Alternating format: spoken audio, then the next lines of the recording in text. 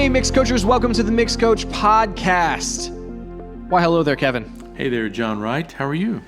I'm good. So this week on the show, we're going to be talking about a visit that you took to Red Sky Recording, a studio in Texas, and it's actually owned and operated by a MixCoach member, Ron Rankin. And so this is a trip that you went on this week, and this studio, he came to the MixCoach Experience Weekend, I think 2 years ago, and he was talking about how he was put in a new studio in. It was essentially just, walls at that point. It didn't have anything in it. He was showing pictures of and saying things like, oh, this is going to be there. And Russ is putting this in there. And it was designed, the actual design of it was done by Russ Berger, which you can kind of go into whenever you talk about it, go into kind of his, I guess, experience and all of the different studios that Russ has built over the years. But this is a world-class studio, featured actually in Mix Magazine last year around the same time that we were doing the MixCoach Experience Weekend.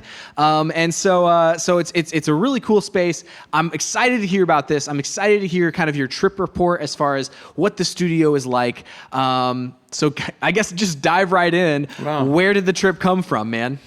Well, I mean, what we mentioned a couple of podcasts ago, not every mixer has the same, I guess, requirements or needs or areas that they want to, improve on, or even world-class studios in order to. Yeah. And the thing I love about guys like Ron at Red Sky is that he's like me. He's a lifetime learner. He's one of those guys that takes pride in learning new things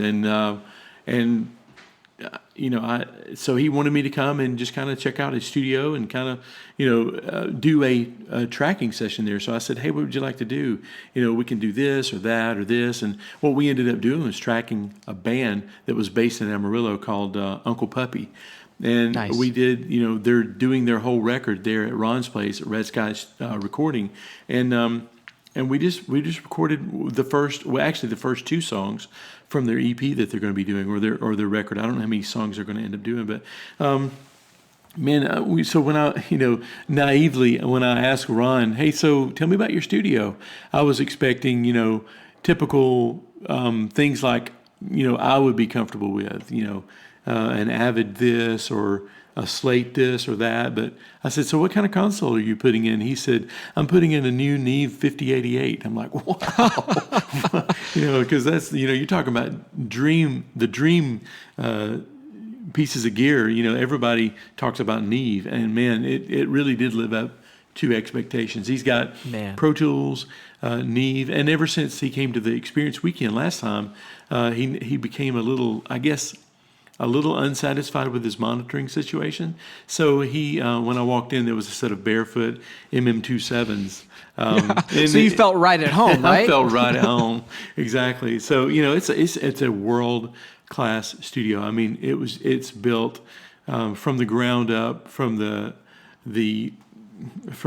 floor plans are just built for the studio. And you could tell Russ Berger's designs have a familiarity for me because I've worked in several studios that he's designed. Some of them I didn't even realize that he had designed.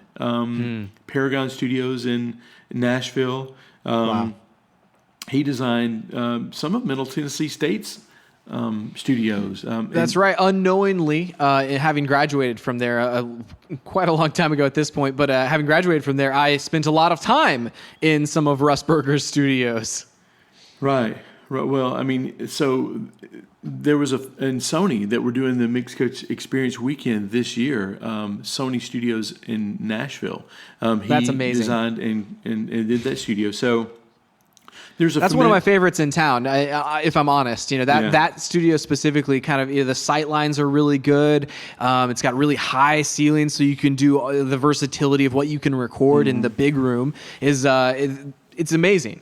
I think the sight lines are a characteristic of what he does. But one of the little things that I noticed was that when you're getting drum sounds in a studio, there is absolutely no drums coming through the windows, through the walls, through the doors, and the drums don't sound different based on whether the drum is playing live or not.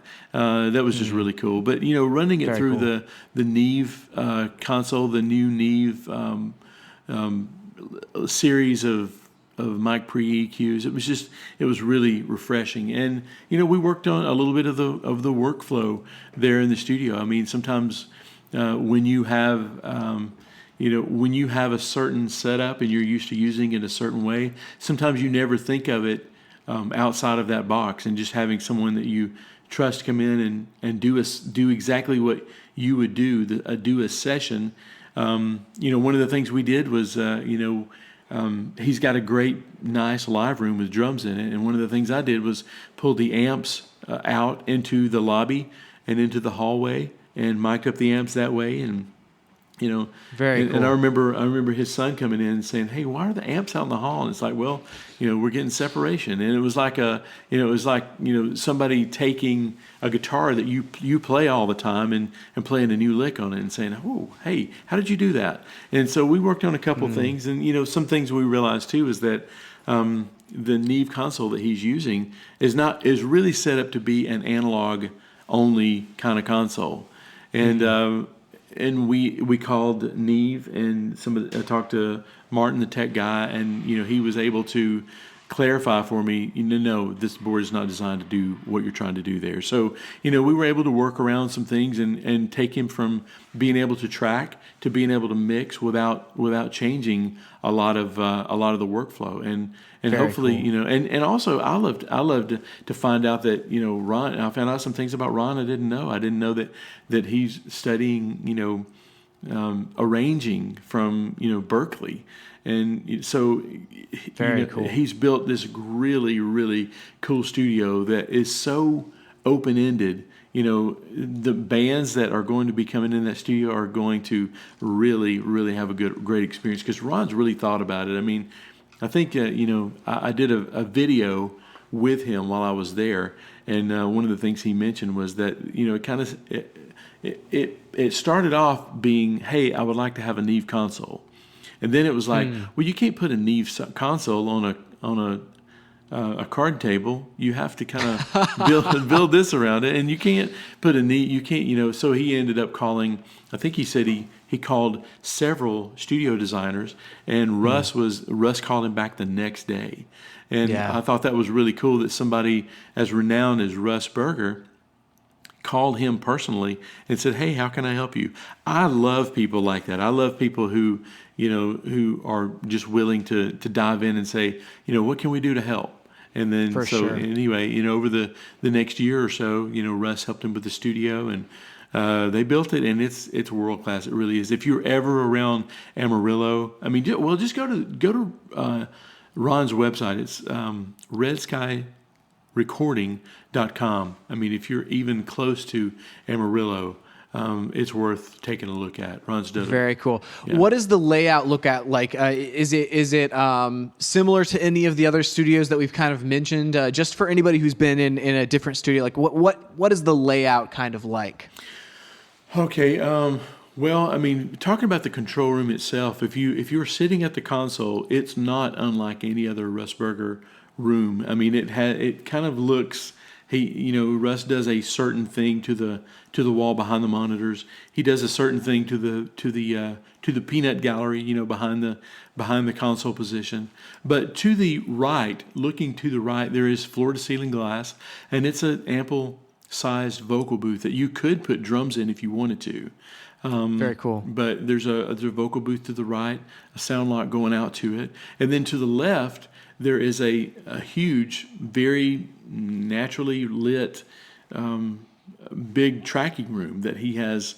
One of the coolest things I've seen is the piano he has out there. Remind me, and I'll tell you about that. But he's got a B3, a nice set of VW drums, nice mic collection, and of course he's got a bevy of Neve mic preamps.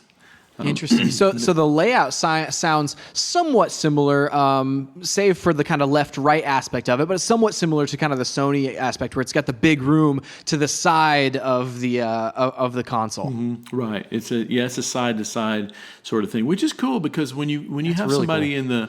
in the vocal booth on one side, they're separated, but not by sight, because you can see through the control room to the drummer, and the line of sight was really, really cool there. I remember, when you take a band, just as a side note, when you're recording a band, the very last thing you want to do is separate them, because being a band that records live or that performs live all the time, to put them in a studio, they're already a little nervous about it, unless they've got a lot of experience in the studio.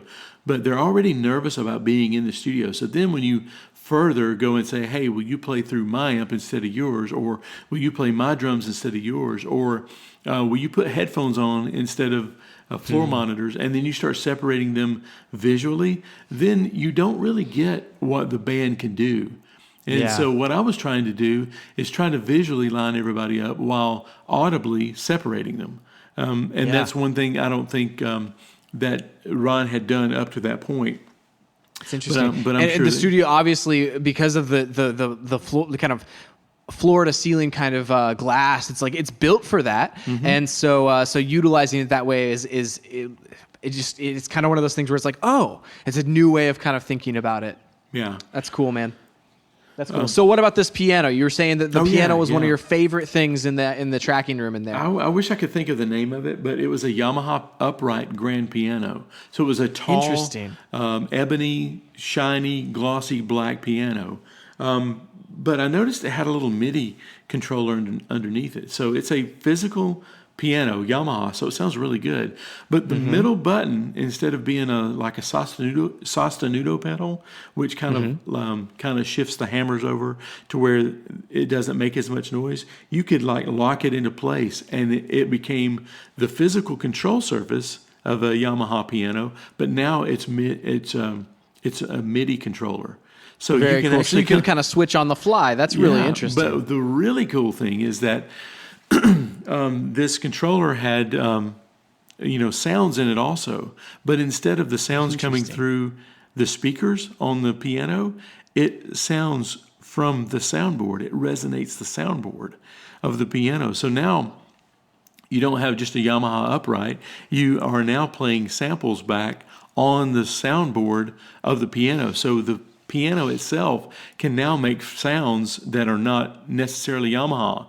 Maybe it's a Wurlitzer, or maybe it's a Rhodes. And so you're satisfying a lot of things for piano players. You're satisfying, first of all, the physical touch of weighted keys and hammers hitting strings, but you're getting audible sound from the piano itself. So, just to go out there and be able to switch a pedal and play a physical live piano that is hitting strings, to switching a pedal and being able to get a Rhodes sound with vibrato, or, the side-to-side thing that Rhodeses do. I mean, that was a really cool thing. And it took a lot of, that's only one thing. He had an A100 with a Leslie 145, which I know sounds geeky talk, but when you have those things sitting in your studios for musicians to play, and a really good sounding set of drums, I mean, the people just start to feel at home there pretty quick. And his collection of guitars would even put Sweetwater to shame. That's amazing. You think about the number of instruments in a studio, and it just opens up creative possibilities. And it's always, whenever, especially if it's a band coming in, and I've had the experience before where you bring a band in and it's like, well, we've never thought about putting B3 on our albums before, but now that there's one right here, let's rock this, and so it can open up entirely new creative possibilities for artists and producers as well. So that's awesome, man. I love the idea of the studio. I need to take a road trip out there and see Ron and hang out at Red Sky Recording. Well, when I was driving across the country, I moved to California last year. And when my buddy Eddie and I were driving across the country, we were coming through Amarillo, and there is a landmark, a national kind of landmark where there's some eccentric billionaire planted all of these vintage Cadillacs in the ground. Have you seen this landmark? It's in Amarillo. I do believe I've seen pictures of it, obviously, Yeah, because I mean, I've never been there in person. That's amazing. People stop. It's on Route 66 and Yep. Interstate 40. They run parallel most of the way to California. When I got to Amarillo, we drove right by that. I mean, it's like 2 or 3 miles from Red Sky Recording, and it was just really funny that if I would have known that Ron was that close when I was driving through, I definitely would have stopped by for coffee with Ron. But it was a really good experience, and if you get a chance, if you get a chance, John, to go out that way, check out his studio. And anybody listening to this podcast, man, it's worth a stop. You got to see the studio. Very cool, man. Very cool. Yeah. And anybody who wants to check it out, go to redskyrecording.com. Something else I wanted to mention this week on the show, Ron, we first encountered him a couple of years ago. Met him in person, rather, because he was a MixCoach member for a really long time. But met him in person at the MixCoach Experience weekend. And that's kind of what kicked off a lot of our interaction with Ron. And so I wanted to point out, like, if anybody wants information about the 2017 MixCoach Experience weekend, go ahead and head over to mixcoach.com/experience. And you can sign up there and be notified whenever the tickets actually go on sale, and find out more information. Thank you for listening to the MixCoach podcast. Make sure to head over to your podcast service of choice and rate and review the show.